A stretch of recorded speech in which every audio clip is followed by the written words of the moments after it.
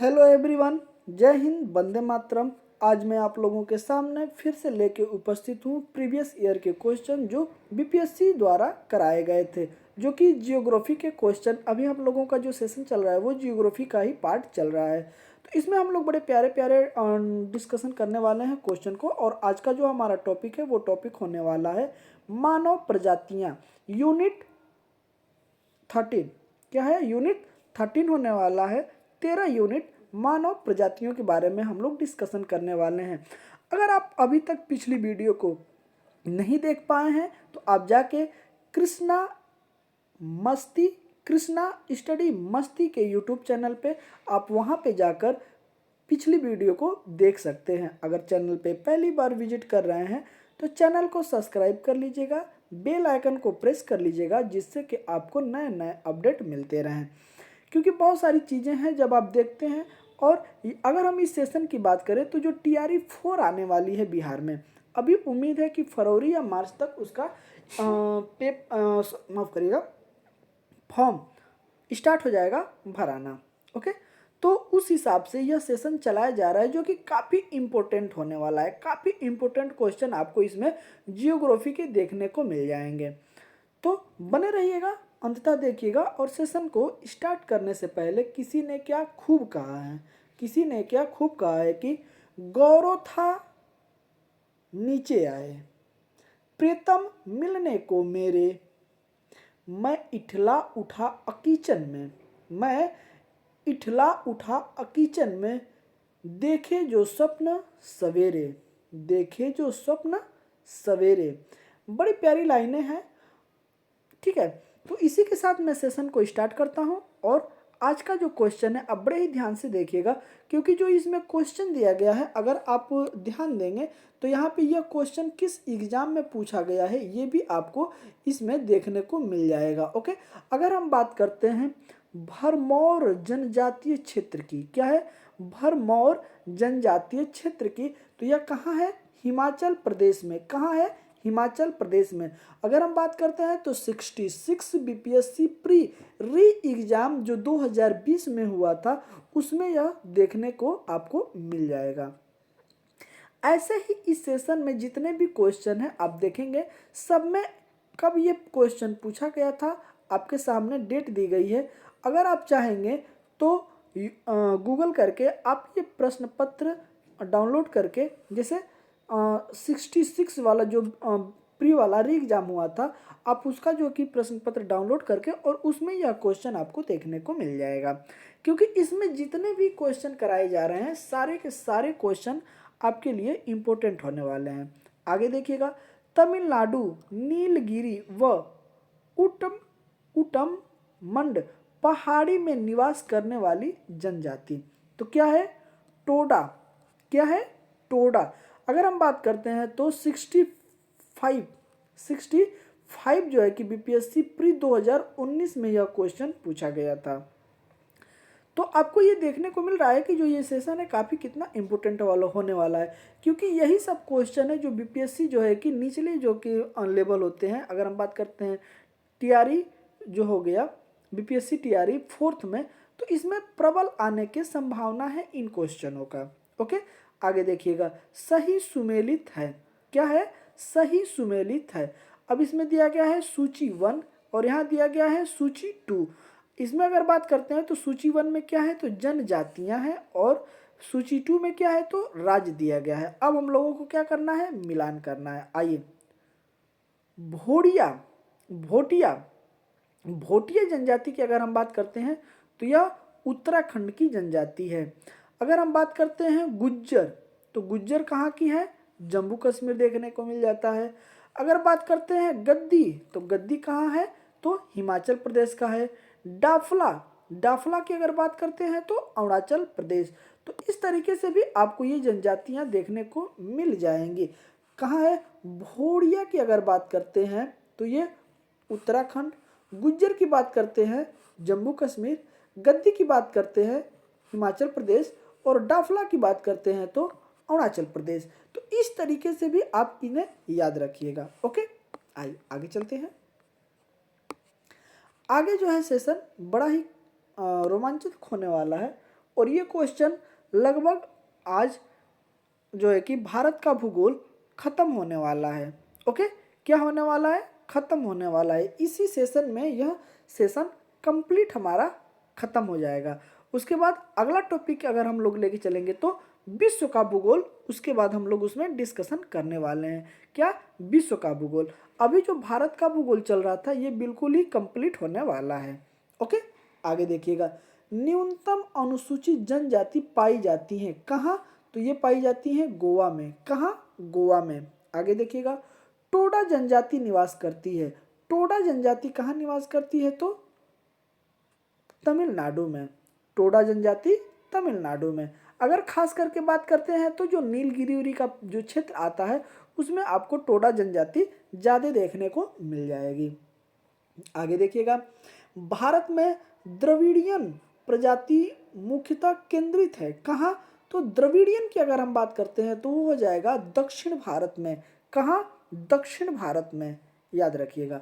आगे है कि गद्दी लोक निवास हैं कहाँ? हिमाचल प्रदेश। अभी हम लोगों ने जस्ट यहाँ आपको देखने को मिल जाएगा गद्दी, हिमाचल प्रदेश। ओके, आगे देखिएगा। बोडो, बोडो की बात करते हैं कि बोडो निवासी अगर कहाँ हैं तो गारो पहाड़ी। गारो पहाड़ी, गारो पहाड़ी की अगर हम बात करते हैं तो कहाँ है? तो आपको याद आएगा गारो खासी जयंतिया। ये 3 पहाड़ी पड़ती है कहाँ? मेघालय में। ये तीनों पहाड़ियाँ कहाँ स्थित है? मेघालय में। गारो खासी जयंतिया, तो जो गारो पर्वत है वहाँ पे निवास करती है बोडो निवासी। ओके, आगे देखिएगा। आगे अगर बात करते हैं तो मणिपुर की मध्य घाटी में संकेंद्रित और अनुसूचित लोगों को कहा जाता है क्या? मैतई। ओके, क्या कहा जाता है? मैतई। अभी आपको कुछ दिन पहले की ही बात है, मणिपुर जो है कि बिल्कुल जल रहा था। मणिपुर क्या हो रहा था? बिल्कुल जल रहा है। अभी भी वहाँ पे हालात सही नहीं है एक तरीके से। वहाँ पे 2 मैतई और कुकुई और कुतई, ओके, ये 2 समुदाय हैं जो आपस में क्या है? संघर्ष चेक कर रहे हैं। ओके, काफ़ी वहाँ पे आगजनी भी हो गया है। प्रशासन जो है कि अगर वहाँ पे सेना उतारना पड़ा था तो इस तरीके से जो है कि वहाँ पे ये दोनों समाज आपस में लड़ रहे हैं। ओके, आगे देखिएगा। सिद्धी जनजाति पाई जाती है। क्या है? सिद्धी। अगर सिद्धी की बात करते हैं तो कहाँ? गुजरात में। सिद्धी कहाँ? गुजरात में। आगे देखते हैं। आगे हम लोगों का टॉपिक है 14 की अगर बात करते हैं तो इसमें हम लोग बात करने वाले हैं विविध, जो कि ये सेशन अब समाप्त के कगार पे चल रहा है। ओके, बड़े ही ध्यान से देखिएगा। किसी ने क्या खूब कहा है कि शशि मुख पर घूंघट डाले, शशि मुख पर घूंघट डाले, आंचल में दीप छिपाए, आंचल में दीप छिपाए, जीवन की गोधली में, जीवन की गोधली में कौतूहल से तुम आए, कौतूहल से आए। तो ये सारी चीज़ें हैं, बड़ा नाजुक चीज़ें हैं। अब इस चीज़ को अगर आप कभी समझिएगा, जो भी लेखक होता है ना वो अपनी भावनाओं को कलम के जरिए उतार देता है। ठीक है, तो ये सारी चीज़ें हैं। चलिए टॉपिक की तरफ वापस आते हैं। ओके, चलिए आगे अगर हम बात करते हैं तो भारत में शुष्क बिंदु बस्ती मिलती है कहाँ? तो बाढ़ क्षेत्र में। कहाँ आपको देखने को मिलेगा? बाढ़ क्षेत्र में। शुष्क बस्ती कहाँ मिलती है? तो शुष्क बिंदु बस्ती बाढ़ क्षेत्र में। ओके, ऐसे करके क्वेश्चन आप याद रखिएगा। आगे है कि भारत का स्थलाकृति मानचित्र संगठन द्वारा बनाया जाता है। क्या? भारतीय सर्वेक्षण। क्या है? भारतीय सर्वेक्षण। आगे हम बात करते हैं। जब बहता पानी चिकनी मिट्टी को काटता है। क्या है? बहता पानी, जो बहा होता है पानी का, और जब वो चिकनी मिट्टी को काटता है और गहरे चैनल बनाता है, जब चिकनी मिट्टी है और उसको जब वो काट के गहरी खाई के रूप में या फिर गहरे चैनल के रूप में बनाता है तो उसे क्या कहते हैं? गली कटाव। क्या कहते हैं? गली कटाव। आपको यहाँ देखने को मिल जाएगा कि अगर हम बात करते हैं तो ये भी आप देखिएगा बीपीएससी टीआरई 2 में ये पूछा गया था, और बीपीएससी टीआरई 2 में आपको ये भी देखने को मिल जाएगा। ओके, यह क्वेश्चन भी आपको बीपीएससी टीआरई 3 में देखने को मिल जाएगा। ओके, कब कब एग्जाम हुए हैं आपको डेट के साथ ये सारी चीज़ें यहाँ पे देखने को मिल जाएगा। अब सोचिए कि ये सेशन कितना इम्पोर्टेंट होने वाला है। ओके, आइए आगे बात करते हैं। भूस्खलन प्रवृत्ति सोन क्षेत्र है, क्या है? प्रोन क्षेत्र है, प्रोन। तो हिमालयी क्षेत्र हो गया, पश्चिमी घाट हो गया, पूर्वी घाट हो गया। ओके, तो यहाँ क्या है? भूस्खलन है। ओके, याद रखिएगा। आगे हम बात करते हैं भारत का सबसे शुष्क स्थान। भारत का सबसे शुष्क स्थान कौन है? जैसलमेर। कौन है? जैसलमेर। आगे बात करते हैं।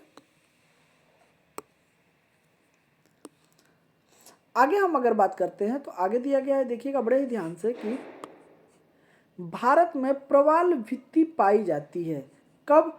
अंडमान निकोबार द्वीप समूह में। अंडमान निकोबार द्वीप समूह में क्या भारत में प्रवाल भित्ति पाई जाती है? अंडमान निकोबार द्वीप समूह में। अगर हम बात करते हैं तो ये जो द्वीप है वह प्रवाल भित्ति के द्वारा ही बने हैं, इनका निर्माण ही उन्हीं के द्वारा हुआ है। आगे देखिएगा, गंगा नदी के तट पर स्थित शहर, तो क्या है? प्रयागराज। ओके, ऑप्शन की बात है, जो उसमें से 4 ऑप्शन दिया होता है उसमें रहा होगा प्रयागराज।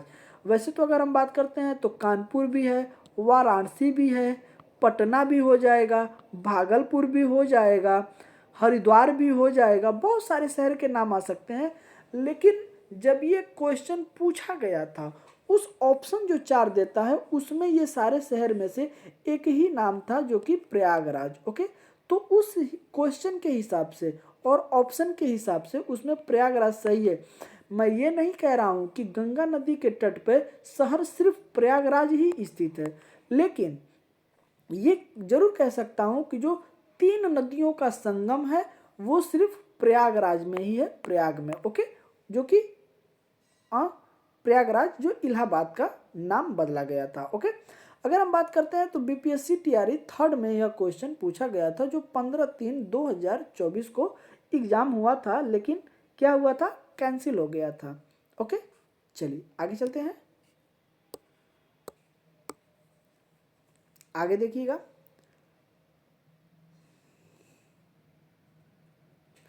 आगे अगर हम बात करते हैं तो पूर्वी उत्तर प्रदेश और बिहार में स्थित गंगा के मध्यवर्ती मैदान में जलोढ़ की औसत गहराई है, कितना है? उत्तर प्रदेश का पूर्वी उत्तर प्रदेश। ओके, और उसके बाद क्या कह रहा है? बिहार के गंगा के मध्यवर्ती मैदान में जलोढ़ की औसत गहराई है। तो औसत गहराई कितना अगर देखा जाए तो है, औसत गहराई, सॉरी माफ करिएगा, औसत गहराई की अगर हम बात करते हैं तो औसत गहराई आपको देखने को मिल जाएगा 1000 से 2000 मीटर। कितना? 1000 से 2000 मीटर। ओके, आइए आगे हम बात करते हैं तो नवीनतम अध्ययन के अनुसार एशियन प्लेट से भारतीय प्लेट के टकराने का प्रथम बिंदु के रूप में पहचाना गया, क्या? मानसरोवर तिब्बत। क्या है? मानसरोवर तिब्बत। ओके, आगे देखिएगा, एक द्वीप नहीं है, एक द्वीप नहीं है, क्या है? उड़ान नवी मुंबई। उड़ान जो है नवी मुंबई का, वह एक द्वीप नहीं है। ओके, आगे देखिएगा, जुड़वा नगर के नाम से जाना जाता है, क्या? सिकंदराबाद, हैदराबाद। हैदराबाद सिकंदराबाद को जुड़वा नगर के नाम से जाना जाता है, याद रखिएगा। आगे अगर हम बात करते हैं तो एक प्रवाल भित्ति, एक प्रवाल भित्ति, जो कि अगर हम बात करते हैं तो लक्षद्वीप हो जाएगा। क्या हो जाएगा? लक्षद्वीप। आइए आगे चलते हैं। अब ये सेशन धीरे धीरे समाप्ति के कगार पे चल रहा है। आगे हम लोग इसमें बात करने वाले हैं विश्व का भूगोल। ओके, वर्ल्ड जियोग्राफी स्टार्ट करेंगे, जो कि अगले सेशन से आपको ये देखने को मिल जाएगा। चलिए आगे हम बात करते हैं। एक प्रवाल द्वीप है, क्या है? लक्षद्वीप। क्या है? लक्षद्वीप। आगे देखिएगा, वर्तमान में बिहार में संपत्ति का मुख्य स्रोत है, क्या है? तो अभी मुख्य स्रोत के रूप में कृषि ही है, जो कि बिहार में। ठीक है, आगे देखिएगा, रांची शहर स्थित है, रांची शहर स्थित है कहाँ? झारखंड में। झारखंड की राजधानी कहाँ है? तो रांची हो जाएगा। झारखंड की राजधानी रांची हो जाएगा। रांची एक तरीके से और फेमस है अगर हम बात करते हैं तो कर्क रेखा जो भारत को बीचों बीच से गुजरती है, जिसपे 8 राज्य पड़ते हैं। ओके, 8 राज्यों से होकर गुजरती है कर्क रेखा। तो बिल्कुल कर्क रेखा पे कौन सी राजधानी स्थित है, तो वो हो जाता है हम लोगों का रांची, जो कि झारखंड की राजधानी है। ये भी आप याद रखिएगा, कर्क रेखा जो 8 राज्यों से जाती है, तो आप हमें बताइएगा कि वो 8 राज्य कौन कौन से हैं। अगर हम बात करते हैं तो पहले नंबर पे हमारा आ जाएगा कौन, गुजरात, फिर आपका आ जाएगा राजस्थान, फिर आ जाएगा एमपी, फिर आ जाएगा छत्तीसगढ़, फिर आ जाएगा आपका झारखंड, फिर आपका आ जाएगा वेस्ट बंगाल, फिर आपका आ जाएगा इसमें त्रिपुरा, और फिर आपका आ जाएगा मिजोरम। तो ये 8 राज्य हैं जहां से कर्क रेखा होकर गुजरती है। आप काउंट भी कर सकते हैं। गुजरात 1 नंबर पे, राजस्थान 2 नंबर पे, मध्य प्रदेश 3 नंबर पे, और उसके बाद छत्तीसगढ़ जो है कि 4 नंबर पे, झारखंड 5 नंबर पे, वेस्ट बंगाल 6 नंबर पे, त्रिपुरा 7 नंबर पे, और मिजोरम 8 नंबर पे। तो ये 8 राज्यों से होकर गुजरती है कौन सी रेखा, कर्क रेखा। ओके, और इस पे जो आप देखेंगे झारखंड की जो राजधानी है, ओके, रांची, यह आपको देखने को मिल जाएगा, जो कि बिल्कुल इसी पे स्थित है। ओके, तो ऐसे क्वेश्चन भी पूछ सकता है जो कि आप याद रखिएगा। अब आप हमें कमेंट करके बताएंगे कि भारत में टोटल कितने राज्य हैं, 28। ओके, और कितने केंद्र शासित प्रदेश हैं, 8। ये आपको पता होना चाहिए, जो कि नेचुरल मतलब एक तरीके से हम कहें तो ये बेसी होता है। बाकी आप बताइएगा कि यहाँ पे कर्क रेखा पे तो 8 राज्य हो गए, तो कर्क रेखा से उत्तर कितने राज्य हैं और कर्क रेखा से दक्षिण में कितने राज्य हैं, आप हमें ये कमेंट करके बताइएगा। ओके, और कितने राज्य और कितने केंद्र शासित प्रदेश उत्तर में है, कितने राज्य और कितने केंद्र शासित प्रदेश दक्षिण में है कर्क रेखा के, आप हमें कमेंट करके बताइएगा, जिससे कि आपकी तैयारी और ज़्यादा बेहतरीन हो जाएगी। ओके, आगे देखिएगा, पारद्वीप अवस्थित है कहाँ, तो उड़ीसा में। कहाँ, उड़ीसा राज्य में। आगे देखिएगा, भारत में सिलिकॉन घाटी का नाम से जाना जाता है कौन, मंगलुरु को। मंगलुरु को क्या जाना जाता है, सॉरी माफ करिएगा, बेंगलुरु को। बेंगलुरु को जाना जाता है सिलिकॉन घाटी के नाम से, सिलिकॉन सिटी के नाम से। आगे देखिएगा, रामेश्वरम स्थित है कहाँ, तमिलनाडु में। कहाँ, तमिलनाडु में। चेरापूंजी अवस्थित है कहाँ, मेघालय राज्य में। कहाँ, मेघालय राज्य में। विदर्भ एक प्रादेशिक नाम है भारत में, और यह है कहाँ, महाराष्ट्र का ही अंग है। क्या है, महाराष्ट्र का ही एक अंग है, उसे हम क्या बोलते हैं, विदर्भ। ओके, आगे देखिएगा, सबसे बड़ा हिमनद क्या है, गंगोत्री। क्या है, गंगोत्री। आगे देखिएगा, यह जो अगर बात करते हैं तो कंचनजंगा, डुरंड, गंगोत्री, केदारनाथ में स्थित है। ओके, आगे है कि दक्षिणी गंगोत्री स्थित है कहाँ, दक्षिणी गंगोत्री स्थित है तो अंटार्कटिका में, अंटार्कटिका में। ओके, तो इस तरीके से अगर हम बात करते हैं तो आज भारत का जियोग्राफी खत्म हो चुका है। अब हम लोग अगले सेशन में स्टार्ट करेंगे विश्व का भूगोल, वर्ल्ड जियोग्राफी स्टार्ट करेंगे। ओके, क्या करने वाले हैं, वर्ल्ड जियोग्राफी। तो ये सेशन अगले सेशन में स्टार्ट होगा।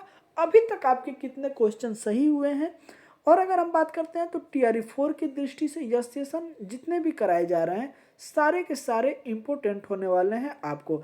अगर आपको टीआरई 4 में बैठना है तो इसे पढ़ना ही पड़ेगा। ओके, बिना इसे आप छोड़ के मुझे नहीं लगता कि आप अच्छे को नंबर ला सकते हैं। तो कोशिश करिएगा कि इसको आप कंप्लीट पूरा देखें, और जितना ज़्यादा से ज़्यादा हो सके लोगों को शेयर करें। जो भी बीच बीच में क्वेश्चन आपको छोड़े गए हैं आपको उसे खोज कर कमेंट जरूर करें। अगर आप उस क्वेश्चन को ढूंढते हैं तो उससे आपकी एक निरंतरता बनी रहेगी और आप एक अच्छे तैयारी कर पाएंगे। ओके, तो चलिए सेशन को विराम देते हैं और अगले सेशन को स्टार्ट करते हैं, जो कि विश्व की भूगोल के बारे में हम लोग डिस्कशन करने वाले हैं। तो चलिए सेशन को विराम देते हैं, मिलते हैं आपसे अगले सेशन में। तब तक के लिए जय हिंद, वंदे मातरम, अपना ख्याल रखिएगा।